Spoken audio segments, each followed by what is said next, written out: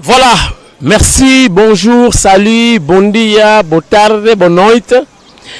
Et ça papi comme si Lambert Mende ya Fachi, toujours dans Tindika Télévision. Comme vous le savez, que est rare, donc dans Tindika, donc est beaucoup CP là, relativement na enseignement, gratuité enseignement, voulais-je dire. Il y a éducation de base. Bon, il y a un programme que mollo après primaire et secondaire.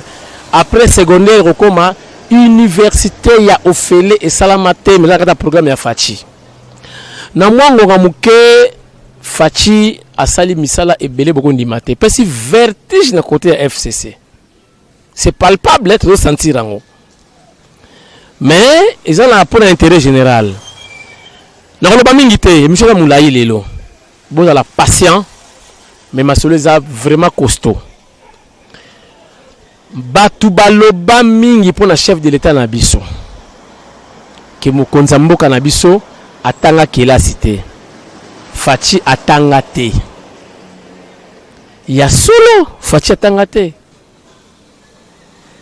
Papi kamwa si la mère Mende na ye na mystique ya fourmi na keko kundola professeur ya Félix Antoine Tshisekedi son excellence. C'est pour la toute première fois pour la émission Moutatangisa président Félix na émission tout à l'heure Jean-Michel Lokio Mwana poto ya solo Jaco Moudingaï vitesse de vitesse vous allez brancher beaucoup CP là bon benga na bana ils émission moko dans l'ancienne émission na professeur donc bon fungola matoi bon comprendre neb ce qui bino que pouvoir ya Fachi outi na Congo central bon découvrir ba secret belé na moi laps de temps na quatre émission ya Tindika TV ba maman ya MDCC vous allez brancher maman Antoka Yembe. Maman Langai Christine Mpinda, MDCC soutien na Fachi, soutien total, Fachi béton, Fachi scolaire. Na caméra, tout ça na papa na zéro. Ali kokata sukite lokola Mike Luzoladio. Luzoladio na 1, azana on monte, mais il azana 0. Alo telingana. Botala masolo papi kamwasi na Monsieur Labé. Attends sango hein. Attendez Fachi. Bonne émission. À suivre. Voilà, changement de plateau, Masolo et Bandi na kata Tindika o iratakate, oza émission ya ba congolais, émission ya Yemoko Fachi pour Yemoko première internaute, ya émission Oyo et pourquoi pas sa famille biologique et sa famille politique. Ceux qui ba bois qui ont li banga na émission, to bois ma banga ba remerciement, yeba ki Yemoko grand prêtre atalio déjà. Mais on te tout à l'heure na introduction à l'émission, tout ça yamba sango, mais enseignant molakisi. Yemoko a se présenté pour découvrir. Monsieur la Bembote nayo, Mbote. Yebisa ba congolais surtout dans la diaspora pour battre la rabiso li banda moka monde entier yozanani. Nga nazali abente monti ya diocèse ya Kisantu. Nazwa bonganga na 1977. Donc nazana 42 ans il y a sacerdoce. Alors pour la présentation nanga nazape ancien ya Mbanzamboma. Mais escapé na nazaki recteur na Mbanzamboma et parmi bana classe nanga président Félix azaki mwana classe nanga. Donc atanga na Mbanzamboma. François Oazako Koloba et quelque part pour Mbanzamboma pour sa formation il y a kosakanate. Donc alors na vie nanga pe na sala bureau de développement na Kisantu, tu sais Kisantu, bureau Caritas, bureau médical na radio catholique oza na Kisantu wana radio catholique ntetembweto na salango. Donc to salima kami na moko yo eza nazana sengo mingi na ndenge mwana classe nanga. Donc nga nazaki recteur ya président Félix. Recteur enseignant. yaki recteur na ye. Voilà. Recteur Tobetali Solo yo oyebaki président Félix ndengeni. Bon na yebaki na Mbanzamboma asalaki classe na ye premier CO na deuxième CO na Tumba. Nesima ndia yaki epa na biso na Mbanzamboma. Alors na Congo central. Alors na Mbanzamboma tanga zako tanga azaki pena grand frère na ye Roger Tshisekedi. Ya zaka na 3e terrain président de la 3e terrain ndeko na ye Roger Tshisekedi azaki na 5e terrain. Mais Mbanzamboma peut former ba cadre mingi na mboko oyo. Na ko cité parmi ba anciens élèves l'ambassadeur Muzuru au Azana Brazzaville, Clément Kanko, Boyebiye, Balé Makaba, Badile Masela, na de fait titulaire il y a des SMP, Baonos Bazaki, la classe Nanga, Nambazambom. Donc c'est-à-dire, à part son excellence Félix Tshisekedi Chilombo, autant que c'est de connaître mon bal lobinani. Roger Tshisekedi. Tshisekedi. Ok. Et puis lobby bah musicien donc Alem Didier Marcella, même Blaise Kombo qui est mort sur la route de Nsele, oui. Même Chicho Lembe au Bayembaga, Azaki Pe Nambazambom. Bazaki même période na Balé Makaba. Ok. Mais Fatima on dirait moi avant que Balé Makaba. Oui, Bango Bazaki Bazaki Baïné. Bazaki Baïné. Et puis, comme anecdote, le président Zaki gardien de but. La sélection de biso il y a collège, il y a Zaki na bois. Il y a un moment la cassette la gamine na sport. Ce qui bien côté c'est la gamine. Voilà. Alors comportement na ezalaki ndenge nini, application na ye na Mbanzamboma kuna ezalaki ndenge. Bon Zaki très assidu et puis aliongi kotanga alors na ba collègue na ye micro ba yibisa que président Félix azako linga ba discussion mingi et puis azaka la possibilité qu'on puisse avoir argument solide pour vraiment appola équipe équipe pour la tête. Donc azako peut avoir argument ce cas azako la position moko vraiment il est ferme, il est tenace.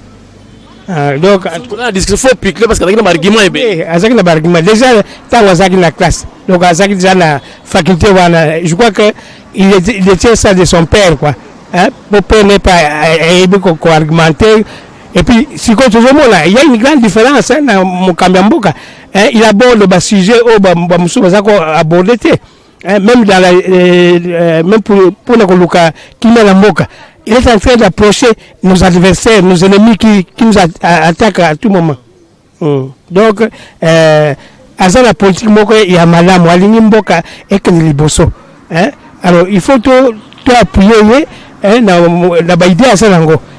Même quand on est gâté l'enseignement, si on doit dire un mot, si on doit l'école primaire, on nous donnait les manuels scolaires, on nous donnait les cahiers, même les uniformes, on nous donnait ça. Alors vous croyez que l'époque où il y avait plus d'argent qu'aujourd'hui. Et c'est la question, il y a volonté politique. Et c'est la question de volonté politique. Pour ma caméra bonga. Et puis toujours là, un peu de temps. Pour parler de Mbanzamboma. Ok. Parce que toi qui es de vitesse, tout ça n'a Mbanzamboma nano, tout la fatiguement dans Mbanzamboma. On oublie ça la littéraire. Il y a un peu français qui toque. Alors le gars va se comporter bien, attend où il y a un débat. Alors ça la toi convaincre les a gagné un débat avec des arguments solides. Oui. Alors si on a Mbanzamboma, na kena pas ça l'émission on a bêta histoire sur Wenge à l'époque, quand on ça na télé qu'il m'a les bon. Et là on compte Mbanzamboma comment qu'il a été à délabrement total. Na filma ba tol donc toi et beba, ba toilette et beba, maïzate courezate. Est-ce que tu les lo? Et ça na été wana? Bon, exactement na été wana te makambo échange qui moi mingi. D'abord il y a Beseko et Pesaka Mongo bâtiment Moussousou. On a laissé 2 ou 3 bâtiments, mais il ne faut pas compter mon salawana. Alors, ma cambotienne l'électricité. Tango ban en Mbanzamboma, félicitations à son excellence le président de la République. Qui na félicitations, ma préoccupation est Mbanzamboma. Entre autres, première électricité. Bon, électricité, ezaki ndenge nini. Courant esukati na Madimba. Madimba eza na 8 km ya Mbanzamboma. Sikoyo ezako zanga ba câble ezaki nango. Na biloko mosusu. Sikoyo ezako zanga ba feu ya raccordement. Donc ba tirer courant banda Madimba ti Mbanzamboma. Alors, na message président tanga yo ke ezako zanga $80,000 pour ba benda courant ti na Mbanzamboma. Président a intéressé qui DG SNEL. Alors, la SNEL basi na budget moko et le but makambo ya électrification rurale. Donc bamboka il faut côté courant. Et président la forum baouti ko sala na Matadi, il a insisté sur ça. La bamboka il faut courant et quota. Et je crois que le premier pas ça le président courant et quota na Mbanzamboma. Donc outi Madimba ti na Mbanzamboma. Donc on a fait tout pour que le courant est commun. Et c'est pays déjà. Tout ça, que ça papa Mokoza y a inauguré officiellement. Pour battre millions de que il est reconnaissant. Président Azana reconnaissance mingi na ou atangi na bango na isika le kraki. Eza atana tumba après ce qu'il peut la promesse qu'on a, il va faire aussi quelque chose. Mais en tout cas pour le makamba courant c'est arrangé. Bon, tu as dit makamba mai, to yokan. Boso yoka bana Congo na mwa tamuke facha sali makamwe belena ba monité presse présidentielle na meke Mbanzamboma te mais facha sa koti courant na Mbanzamboma boyebité nga no kene déjà ozali yo le bino PPI la presse présidentielle indépendante et là on dépendre la mututé nous sommes des indépendants mais toujours dans le souci de soutenir le chef de l'État. Émission ozali volume 1 volume 2 semaine prochaine na okende Mbanzamboma certainement tokende na professeur oyatangisa fachi tozokende na ye na Mbanzamboma kotala ko palper réellement ce qui courant et koti Mbanzamboma po betela fachi mabokoti na mwa tamuke tokende kuna bakotala ba image na Mbanzamboma sikoyo makambo mai il semble que dossier ya mai banda kala mais mbongo tout la mwisi kizaka pour ne pas dire tout la mwisi ya zaza. Donc moi si moi utaka mboka tout la mwisi ya zaza taka ki sasa tout la mwisi ya yoka bien tabi tout la mwisi kizaka. Bon mbongo sala ki tout la mwisi kizaka nana keneki na mbongo ya Mbanzamboma po ba élève ba mona clarté ba melaka mai ya mabulu mai ya ba source boyo kalisolo. Mais c'est l'abbé mai yezo kota te pour le président et pourtant dossier mai bandaka avant. Bon dossier mai ezaboy. Na Mbanzamboma tozalaka na système ya kala ya bélier, c'est-à-dire que basali barrage mai ekoti na tio ya munene et puis ekoti na tio ya muke ti na esika ti bélier ezali eza ne di pompe moko mécanique esalaka na makasi ya mai. Donc tant mai eye eza ko faire fonctionner valve moko ne komatisa mai ti likolo. Malheureusement avec la vétusté, et ça, biloko basalaka na balé 40-45. Bon, malgré qu'on rafistolé et ça qui mais si quoi ça a susté. Alors, un moment donné, tout ça qu'on utilisait, pompe Mickey pour la commémoration na Mbanzamboma, mais c'est là qui tout ça la forage, qu'on a la carte à rivière Tombo pour maïs propre et comme ati na Mbanzamboma. Alors, basali projet wana qui financé à niveau il service national hydraulique rural. Mais qu'est-ce qui va se passer? Le projet voilà, normalement les Coréens avaient décidé, avaient fait un devis de $65,000. Avec $65,000, on peut changer conduite, il y a la rivière Tina Mbanzamboma. Avec ça, on devait faire aussi une pompe immergée et on appelle de l'eau potable. Et maintenant, qu'est-ce qui va se passer? Le ministre de Développement rural a pu bénéficier de $175,000 pour maïs potable et comme dans Mbanzamboma. Malheureusement, le travail a été bâclé. Sur les $175,000, c'est à peine si on voit l'utilisation de $5,000. D'autant plus que la pompe immergée qu'on a voulu installer là-bas, ça n'avait coûté que $2,000. Alors, ce qu'on voit, c'est que wapi. Alors, le ministre dit le développement rural. Alors, Et c'est comme ASACOM, Association des anciens du collège de Notre-Dame de Mbanzamoma, que ceux qui vont continuer le système, voilà, on allait approvisionner le plateau de Mbanzamoma avec une mot impropre à la consommation. Vous voyez les maladies, tout ça. Alors, c'est comme ça que les anciens de Mbanzamoma se sont fâchés. Ils ont même transmis le dossier à la présidente de la République. Batala biso makamwana. Il faut bon wana ezo monana misala esala ya solo. Eza polémique te. Mais biso de ligne mai ya propre et mata na plateau ya Mbanzamboma. Il y a pas de makamya ko dribbler ba pesate. Et avec ça, il est encore question que va ajouter $200,000 pour le projet Maï, alors que les $155,000 n'ont pas été justifiés. Donc c'est ça la vérité. Alors on nous a même fait croire que les travaux étaient en cours. Les anciens de Mbanzamoma sont même partis filmer. Ils ont vu que les travaux étaient à l'arrêt. Donc il n'y a même pas de discussion à faire là-dessus.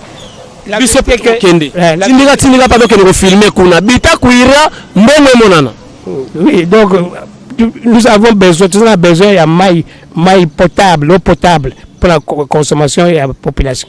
Là-bas à la classe. Tout ça a besoin que maï et quota et mata. Monsieur l'abbé, yebisa bisona nous Mbanzaboma et bimisi ba cadre nini na Congo oyo obino bo former la part bana o tangi bana ba général singa bana obila dawa mais ole bana ba cadre na mboka oyo ba do pesa elengi na mboka oyo bino bo former banane na banane à part fachi bo fachi so tangi déjà non la goloba na connaît monter histoire parmi batu ya Mbanzaboma bozana maître Nima Yidika Ngimbi oya azaka directeur du cabinet chef de l'État. Tozana papa Mpano bazaki na bureau politique azaki pe moi na ele lo dali na directeur adjoint et pas Fachi Mama Getty. Et puis azapa na moi na Tosi oza expert dans ma campagne environnement changement climatique. Bon à part Tozana maître Kamano Kamanda de mémoire qui nous a quitté Tozana Ombanitete, Azaka ministre des Affaires étrangères. À l'époque de Mobutu, dans chaque gouvernement, on avait toujours un ancien de Mbanzamboma. Tout le monde qui était Israël. Alors, si vous avez ce là, donc tout ça qui dit bosso là, ni ambassadeur Christophe Muzungu. Mais tu dis que Mbalo, parce que Mbanzamboma c'est un réservoir, mon nene. Il y a des candidats capables de diriger ce pays ou de diriger certaines institutions. Donc, on est coquille. Si tout le temps, on a des DG, côté Mbanzamboma, réservoir, les Akuna. On a cité par exemple Maître Arthur Poka, c'est un des conseillers à ministère de la Justice. Il est même condisciple du président Félix. Asa condisciple Nayep. Alors, Boye Bapé, joueur, Boye Bapé, papa y a Jean-Marc Makusu, c'est-à-dire comme Makusu José, Azagi condisciple le président Félix. Donc, ça ma référence pour Koyeba. Alors, là-bas, tu sais que nous avons Mbanzamboma, tu sais un grand médecin, le docteur Ntialou, Aza pédiatre en France. Mon Dieu, ce qu'on sur moi, là, soigné, Zali Sekite.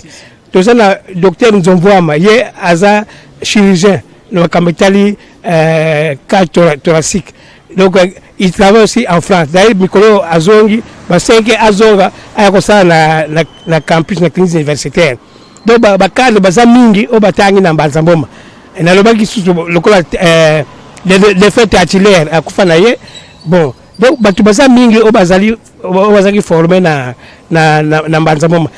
Donc, lui, c'est ça, pour l'exhaustive, Bazamingi. Si vous êtes fier de l'Obakeno, Mbanzamboma, vous êtes fier de l'Obakeno, l'élo, vous formez moi, comme chef de l'État. Mais pour moi, c'est fierté. Ça n'arrive pas, ça n'arrive pas comme ça que vous ayez eu comme président un ancien élève. C'est vraiment une fierté. Nous avons bien un le soir. Nous avons passé ma caméra. Nous avons 68 ans. Mais au moins, c'est plaqué. Parmi la classe, au Balagna, le président de la République, faveur. Voilà, donc nous sommes le soir, voilà, monsieur l'abbé, enseignant, recteur, nakati ya Mbanza Boma bozo na tangisi ba ale makaba ba Didier Masela dans lisola wenge pe et uta kuna il semble que wenge bandaka pe kuna ba bandaka ja orchestre na Mbanza Boma, c'est vrai, hein? Mais je vous dire une chose, wenge bazaki bana bandal bazako tanga na Mbanza Boma na 82 temps on a quel la poto na ya na guitare électrique. Au début au collège on avait des guitares sèches, ngala somba guitare électrique voilà soliste na ya nango en bandoulière donc la guitare présent dans les peka na amplificateur comme bagage à main. Donc première guitare électrique makaba beta ngam na ya nango na Belgique na 82. Témoignage. Bon, en tout cas, Monsieur l'abbé à lobby nzombo le soir. Mais ba maman ya kanchach ba lobby ya chichi oleki bango ya chichi oleki ba on habite ba leko s'adresser na nani aleki ba nani parce que bana basoda ba leko tanga na ba situation mo bokondi maté mais botala ba classe ndenge komi kuna ba che ba climatiseur ba lobby aleki bango to respire muke c'est vraiment so zo lo beza ya motuya na bise le bo sepela mais to pe ma muketi hein to pe ma muke total la même musique sur la musique ba Congo parce que tu yambi mu Congo na plateau mais aussi musique live ya ba Congo te parce que bo tcheo est enregistré na studio beaucoup foot ba droit na internet za la rande ngwana tozo live ya orchestre ba ndeko na biso ya Kasai botala ndenge ba betaki mo musique et puis to respirer kaka muke et on se retrouve tout juste après total masolini vous allez avec la complicité ya papa na zéro pona na botité comme na ye Chako azolanda suki lokola Mike Luzoladio mais ton côté sans les coiffures tindika balodi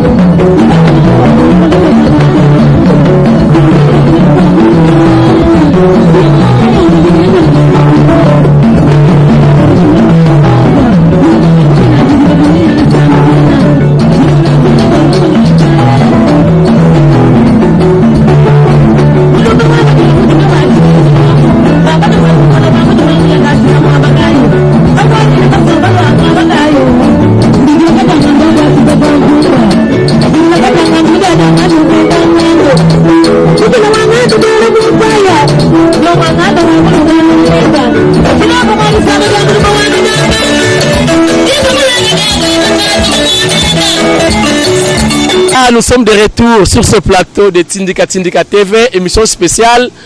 Il y a Fachi, spécial Mbanza Boma. Nous avons ça mutuna oyo siko pas ya recteur Ntemo. Avant de mettre les solo, il y a Asacom, on a l'association na bango, il y a ancien, je crois, il y a Mbanza Boma. La retour la personne qui peut Fachi dans les membres kuna na habité. Mais na tout na boué. Mais c'est l'abbé. Si vous bino bovandi calme bolobakate batambusi Fachi sango awa tozi président illettré président tanga classe té à niveau té abana côté ka soki biloko na poto boye na boye pourquoi tout ce temps bino bolobaki té pour le défendre mwana oyo bino botangisi balobaka bongo pona nini bon et ça moi distraction hein? Et moi distraction mais loko zalango nango tanga la taxi bus atala ba taxi na pesa kama solo na lobaka mbala mingi la tangisa président Félix. Donc président Félix azaki moi na classe na Mbanzamboma. Alors oh mais batbalobaka tanga tingalbi. Est-ce que na ndenga solaka mona ka teke y a une différence na mutatangi te. Beaucoup moi comme référence. Et puis atangi mais collège Mbanzamboma. Ah mais kena sangote et kena sanga collège wana. Ndenge koki po biso to bandako lobela batu na biso oba batangi na Mbanzamboma. Mais tout ça que la association na biso wana association des anciens élèves du collège de Mbanzamboma. Association et bana moi kala l'époque ya Père Nicolai azaka recteur na Mbanzamboma Mundele akufa na ye. Alors nga pena tanga na Mbanzamboma na bossa na yebisa bino. Nga na sali première séance na Mbanzamboma 63 64 na sali première séance nga kuna. Tana na la deuxième séance na moni a il faut la commencer sango. Le meilleur milieu il faut la kende la police à l'info. Basango barbinyo continue ici ngalbité na la police à l'info. Na kana l'info tant de commune la 6e littéraire ba professeur Bazate ba zongiso na Mbanzamboma. Ne ko sisa susu na Mbanzamboma. Alors tant na silisi na Mbanzamboma na kana grand semaine la Mayili. Après tu es na kisasa na grand semaine Jean 23 na Kitambo.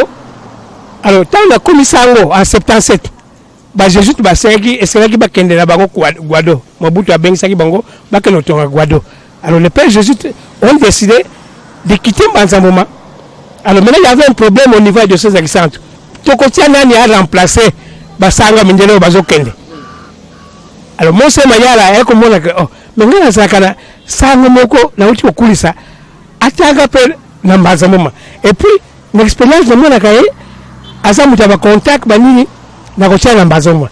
Ya wala ngaba makinga donc à peine ordonné prêtre le 26 juin 77 na Kisantu au mois d'août non au mois de juillet même j'étais affecté au collège de Mbanzamboma et je suis allé remplacer le père jésuite et ça dit c'est quitté bon il y a que les Congolais nous sommes capables nous sommes compétents et quand j'ai remplacé le père jésuite il n'y avait pas de différence n'attend bemindele basaki n'attend ngana sali puisque j'ai reçu certaines lettres révérend père interne ou quoi alors que moi ngana zaki abbé c'est vous dire qu'il n'y a pas de différence donc on a bien tenu ce collège là et pour revenir à l'association créée par le père Nicolai de Rose Mémoire quand moi j'étais recteur j'ai sensibilisé j'ai conscientisé mes élèves que vous allez unis et rester solidaire dans votre vie et ça va vous arranger beaucoup de choses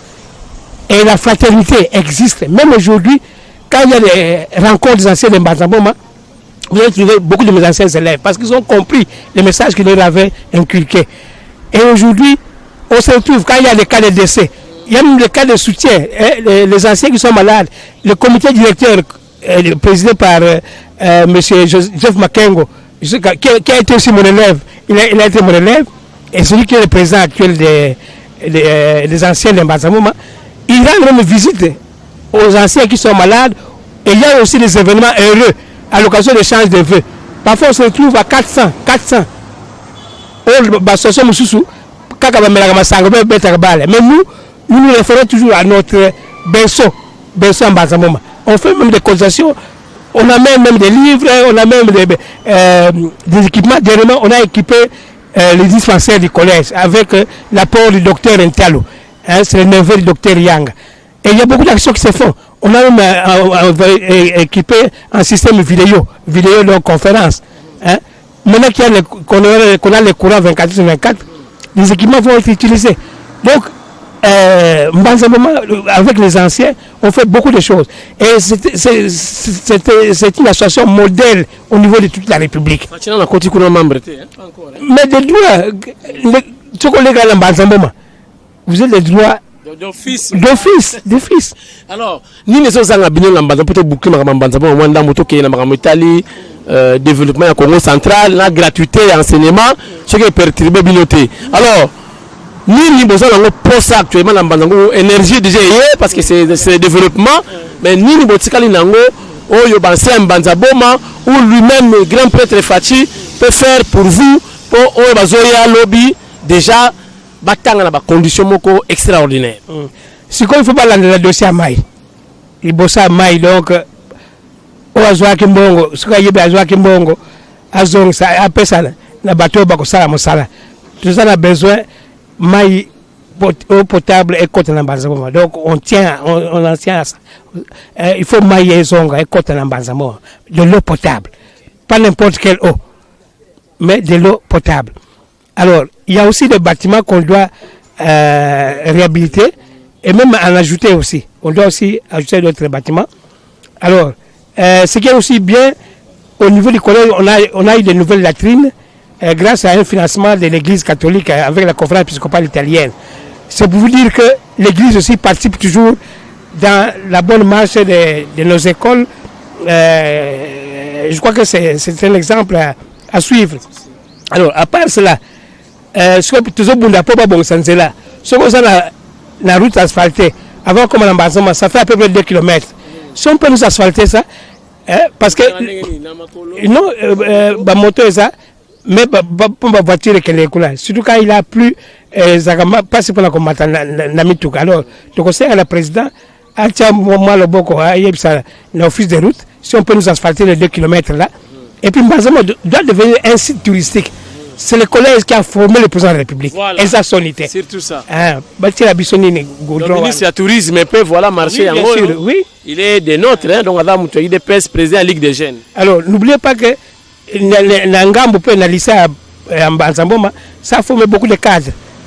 Maman Mingi Batankuna, c'est la congrégation de sœurs de Sacré-Cœur, Bazana Kimwenza, na Gombe et puis na Kipaku. Bango pe basa na association la Samba. Association wana pe ça malam. D'ailleurs na moni na vidéo ils ont fait équiper na ordinateur, ba réflexion ba salle tout ça. La carte ka ya ancien. C'est aussi une des associations ils ont ça musala malam. Merci. Bon ça les sabiso na Sarabino ngai papika moi si prise en charge na ngabino.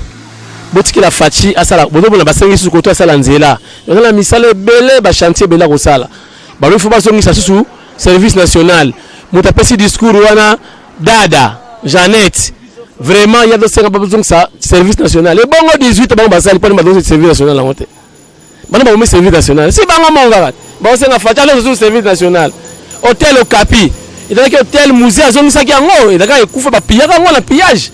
Mais musée azongi sa hôtel wana mais tant ba soda ba utaki ka Lubumbashi ba yaki ko matanga ya musée batikala libela kuna hôtel ekoma camp militaire bambongo so musée baby saki et qui da perte alors ba su facha zongi sango pourquoi nous zongi saki yango te vraiment c'est dommage mais fachi azaka pour le réparer donc souka na réparateur ada na choité donc prise en charge na ngala mabongo na mto préparer voyage na monsieur l'abbé na Mbanza Boma semaine prochaine te que nous ba image botala sikoyo ndenge courant ekoti na Mbanza Boma. Voilà. Maintenant to koti na deuxième partie émission na biso.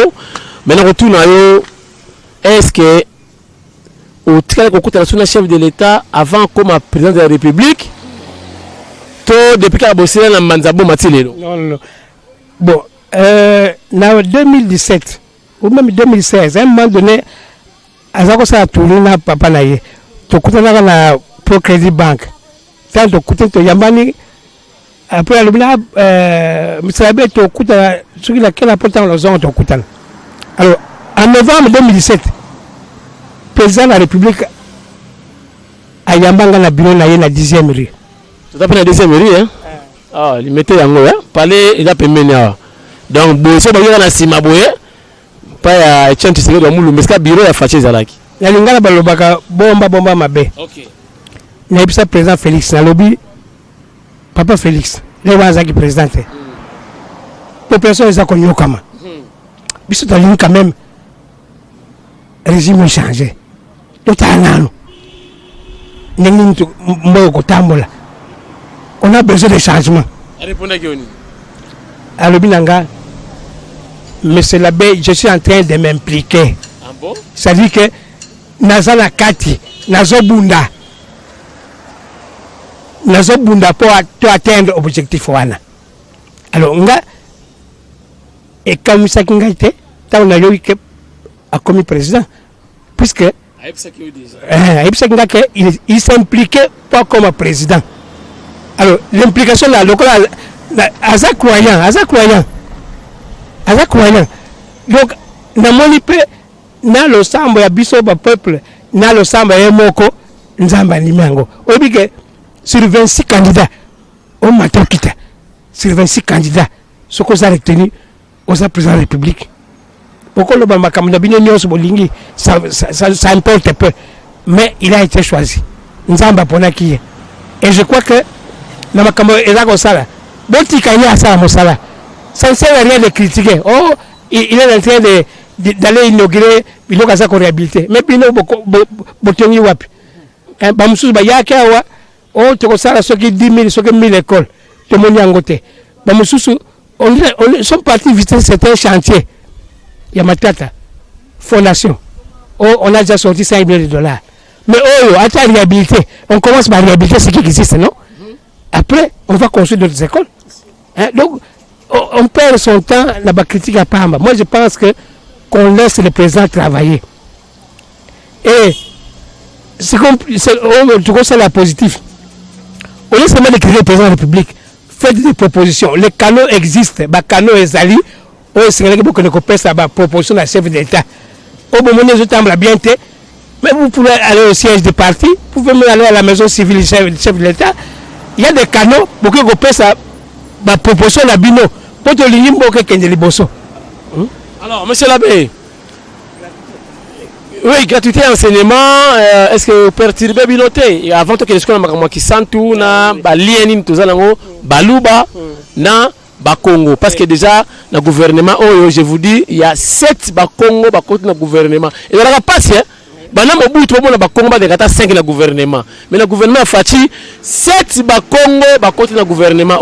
Mais c'est la baie. Gratuité enseignement et puis rien entre Bakongo et Baluba. Bon, gratuité enseignement. Au lieu de parler de gratuité d'enseignement, on doit dire que dorénavant, l'État congolais va subventionner les écoles. Dans le cas là, on a la tâche qui monte et pentemo d'ailleurs exactement pesa king puisque naza premier prêtre ya qui monte. Tant que ça qui na école primaire kula 63 60 années 60 tout ça. D'ailleurs nga obi que naza première communion nga na confirmé na qui monte le 26 juin 60. Et le jeudi, le pays devenait indépendant. Donc le dimanche, moi je reçois la première communion. Le jeudi, le pays devenait indépendant. J'ai reçu la première communion dans ma boucle à Monseigneur Kimbondo. Kimbondo, la Bandalungwa. Monseigneur Kimbondo. Il me rappelle ça la première communion. Et 17 ans après, le 26 juin 77, on a commencé à Ango. C'est significatif. Alors, donc, ma Kambetali, donc moi je parle de. Il faut que les écoles soient subventionnées. C'est-à-dire que l'État doit prendre en charge les écoles. Et là, c'est nous. Les cahiers, les manuels scolaires, même les uniformes peuvent être donnés par l'État. Les moyens ne manquent pas. À l'époque, ça existait? Alors, ça existait. Par exemple, les cahiers, les manuels scolaires, même les uniformes. Beaucoup de la salle, les uniformes, aux hommes, donc, aux Jutaïnayo. Donc c'est possible, c'est la question de volonté. Mais Mboko batia ko yiba mbongo ya l'État. C'est-à-dire que mbongo ya l'État est dans mon salaire et que kosala. Je vais vous donner un témoignage. J'avais un ami qui était ambassadeur il y a RDC en Chine. Pendant 19 ans qu'il est ambassadeur, il m'a dit ceci, monsieur l'abbé, en Chine, quand vous volez 20 millions de dollars, vous êtes condamné à mort. Ah bon? La première sanction. 2. C'est la famille qui achète. Ah bon? 3. Au Koufi, Bamemi et Bembenayo na hôpital. Bakota la Borgalo, ils ont moins bien, Bakolongo, Bapes n'a pas malade, Moussous. Ah bon? Balongoli Barin, Balongoli Barin, oh, ils ont bien. Alors, vous allez réfléchir plusieurs fois avant de voler l'argent. Oh, et pas la personne Moutaïbi Mbongo, oh, cassé, Azotongana. Mais il construit pour lui et sa famille. Atongi ba école veut bénéficier pour le peuple. Non. Donc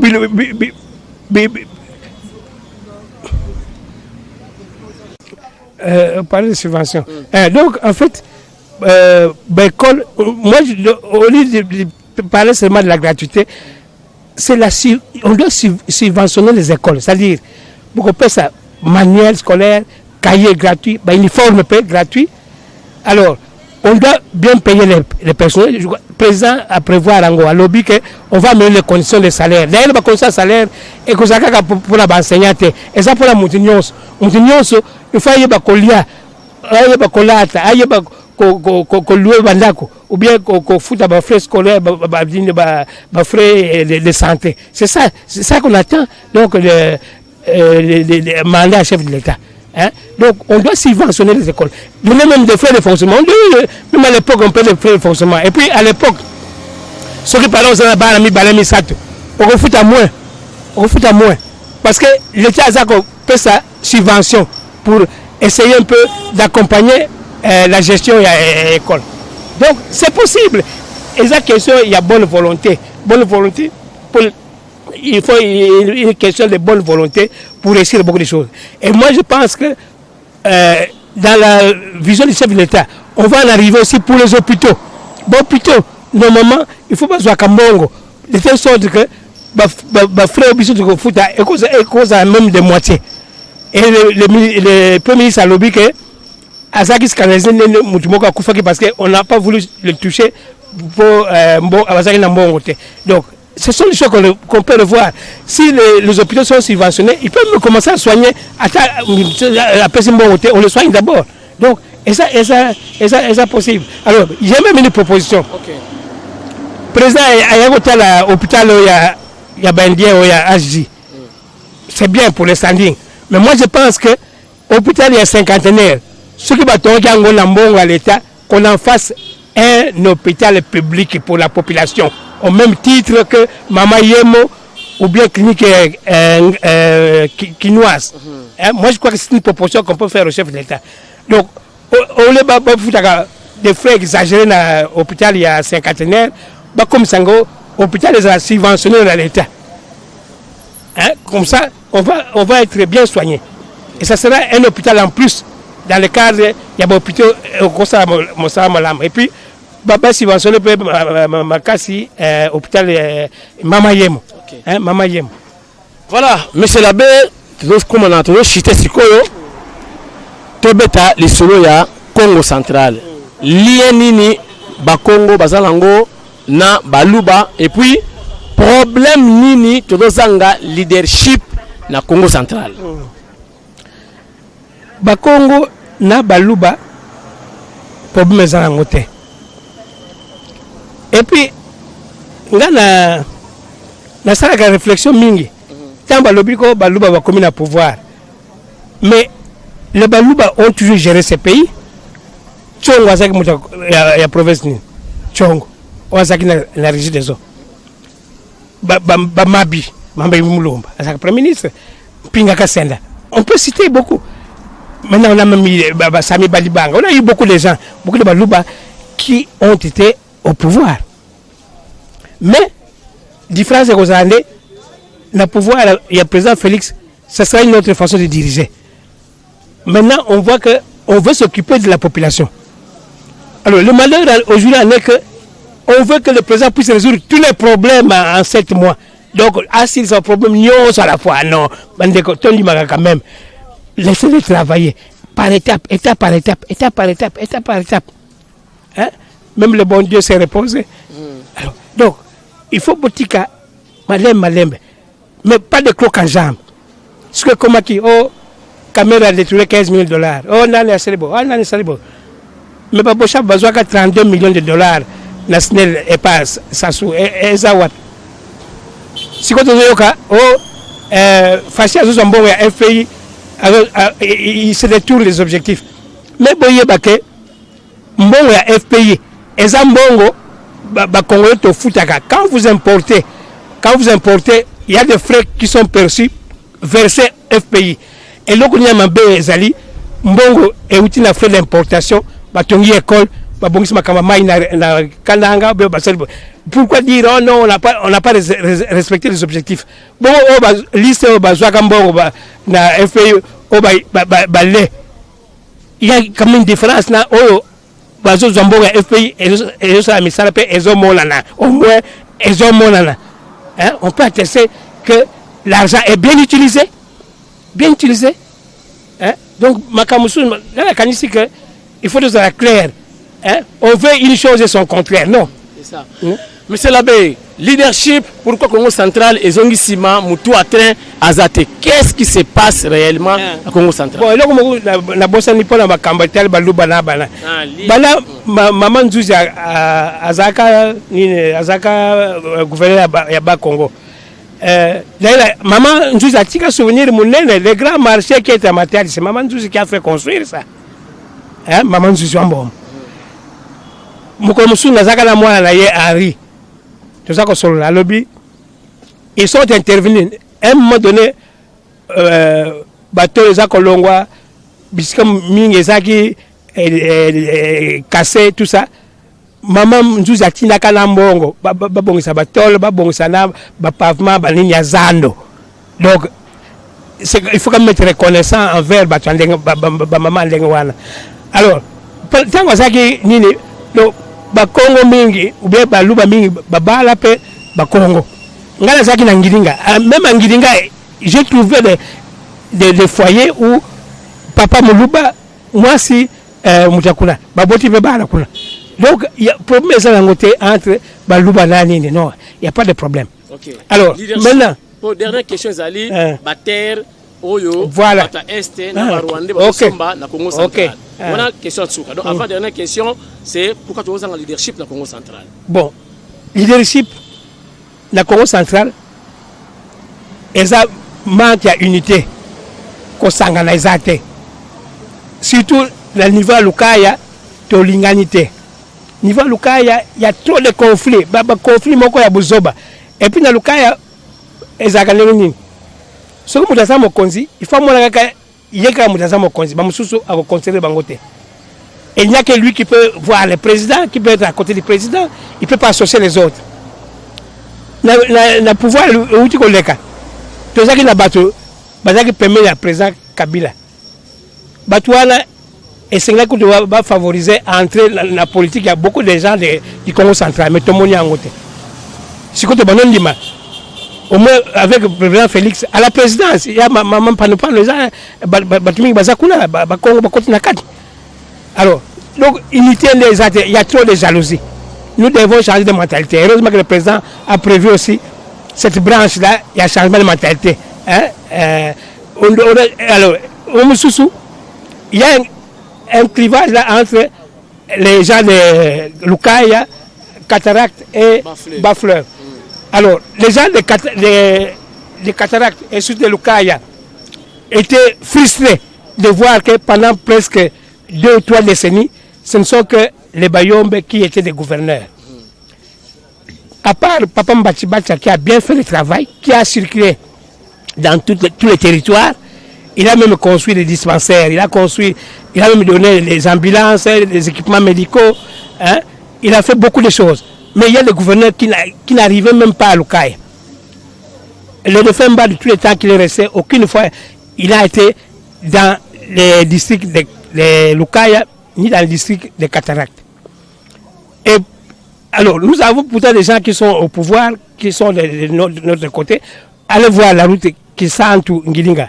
Avec le président Félix, on a commencé à gratter un peu, mais la route de Kwilungongo, Kimpango, c'est dans un état vraiment lamentable. Et les pluies vont encore reprendre. On ne sait pas, nos députés, même certains qui sont dans l'Amouka, pourquoi est-ce qu'ils doivent continuer à dormir? Ils doivent sensibiliser le pouvoir pour qu'on fasse quelque chose. Hein? Alors, j'en profite pour annoncer que, à mon niveau, moi je suis un abbé de 68 ans. Je veux laisser au moins à la postérité l'unité. On va commencer à produire une émission qui s'appellera Ndinga Nekongo, la voix de Nekongo. Nous devons nous parler pour recréer l'unité et puis montrer aussi aux yeux du monde, aux yeux même de la population congolaise, que nous avons des compétences au niveau du Congo central. Dans tous les domaines, que ce soit médical, même côté professeur, côté même des économistes. Hein? Donc, on fera la promotion de ces gens-là. Tout le temps, comme on dit en Kikongo. Voilà.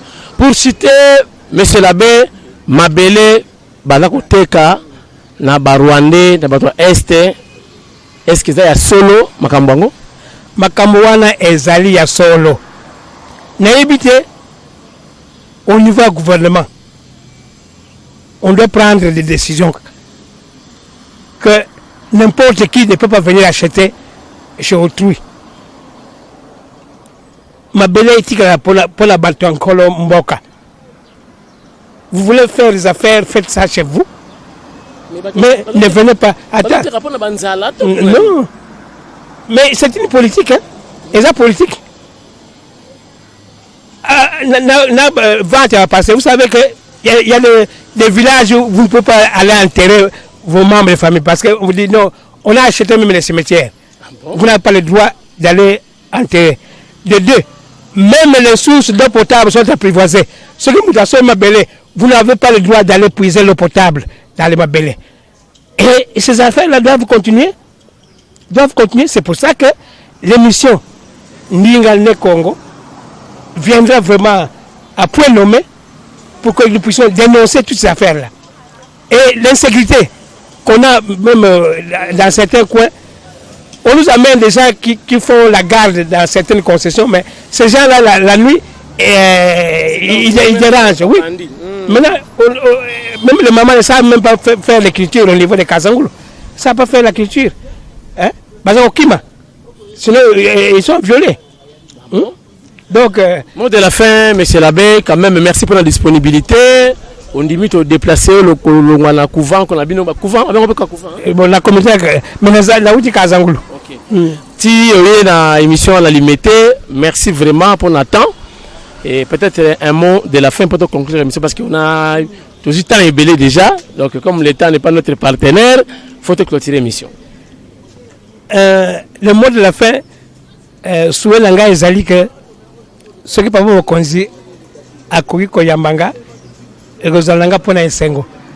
D'abord pour le féliciter et lui faire aussi part de certaines propositions que nous avons pour Mboke Kendeli Bosso. La kanisi que Nanaza papa le pour naïe. Alors, na Congo Balobaka, Mateya, ya papa na maman et si la gâte.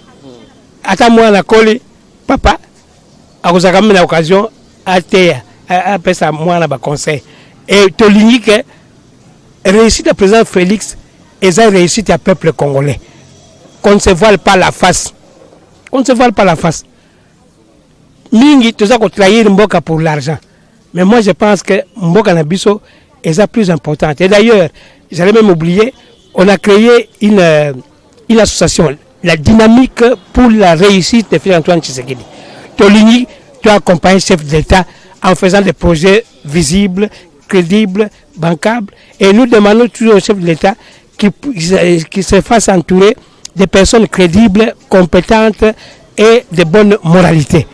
Donc, soit la biso et zali que ceux qui parlent de Konzako, il y a ma biso, Tokozanga Makambo, Tokoye Bisaïte, Toza Simanaye. Et puis, Toza ba makambo mwana akopesa matière la papa akopesa matière la mwana ye pas en public il peut quand même le faire en aparté voilà. C'est tout à fait normal. Est-ce que nabi ki bato benga yo pe belé la émission yo ba musu ba journaliste musu ba la peine besoin ba benga yo to ko bloquer été avec abiso moko ti avec abino nyoso mais mbanza bo mabo kende tenga mona o kende kuna na la volume 2 to la ça comment courant ekoti pesa numéro de téléphone monsieur Labbé. Peut-être que vous avez besoin parce que l'information est pendant partout. Numéro de téléphone. Numéro de téléphone, c'est Balé 089 85 13 811. Yami Balé 089 85 13 811. Alors 09 98 240 240. Alors pour le aussi ça, bisous de libre polémique. Tout ce que nous voulons, Mboka Kendeli Bosso. ozala ba proposition malamu ozala muta lamuka muta IDPS muta FCC soki nini tolingi mboka ekende liboso on a perdu trop de temps na koswala kaka makaba pamba mboka ekende liboso tolimbo et puis yombe naza kosenga na bandeko na ngai ya Congo Central mutu na parti politique asala ngo to tia liboso intérêt pe ya province na biso to tia kobunda et il n'y a pas de conflit entre les bandits et les bafleurs, les Kaya, to limite sangana, biso nyoso, to ça les bokeh, pomboka ekene liboso. Voilà, émission Sili Tindika lelo botali reki moulayi makasi mais ezara poboye babo découvrir makamusu o boye bagité. Merci na bino nyonso, merci na Dengi Mayar Montana, merci na Jean-Michel Lokio Jean-Michel. Merci maman la MDCC, maman Christine Pinda, maman Anto Kayembe, donc binotu botali Tindika lelo. Tobo sanate Jaco Moudingai, Jaco vitesse. Merci et à la prochaine occasion et surtout merci na caméra donc bongo na yemogo papa na 0 donc Omba chaque plutôt il passe à Omba ce qui est belé le la Mike Lozola de papa na remonte mais Kalata en côté salon de coiffure tokutani prochainement bye.